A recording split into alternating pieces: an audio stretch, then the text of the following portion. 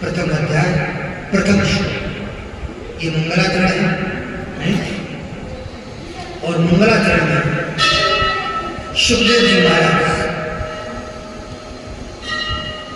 वर्णन कर रहे हैं। सुखदेव जी महाराज कह रहे हैं कि यह जो ग्रंथ है, ये जो ग्रंथ है,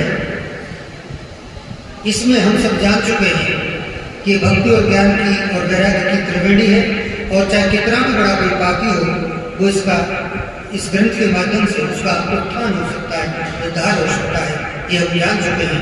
अब ये ग्रंथ किसके बारे में कहा गया है? तो पहला जो मंगलाचरण है, पहला मंगलाचरण वेद व्यास भगवान ने स्वयं किया है। 18,000 श्लोकों का ये बहुत ही धार्मिक और मार्मिक ग्रंथ है। ऐसा कहते हैं कि 335 अध्यायों में भगवान कृष्ण की लीलाओं का और मार्मिक कथाओं का वर्णन इस ग्रंथ में किया गया है, और 12 स्कंद में पूरी कथा को विभाजित किया गया है, यानी बांटा गया है। तो इतनी विशाल ये कथा है। व्यास जी कह रहे हैं कि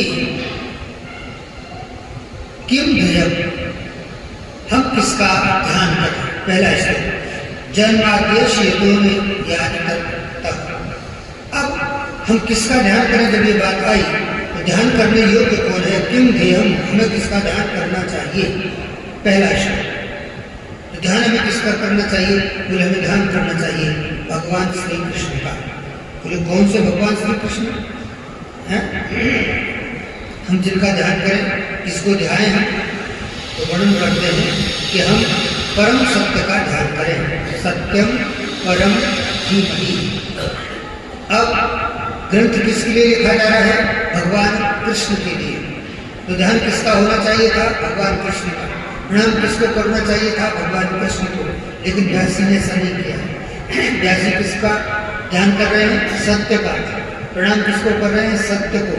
सत्यम परम धीमहि। हम उस सत्य स्वरूप परमात्मा का ध्यान करते हैं, हम उसको नमन करते हैं, प्रणाम करते हैं। क्यों?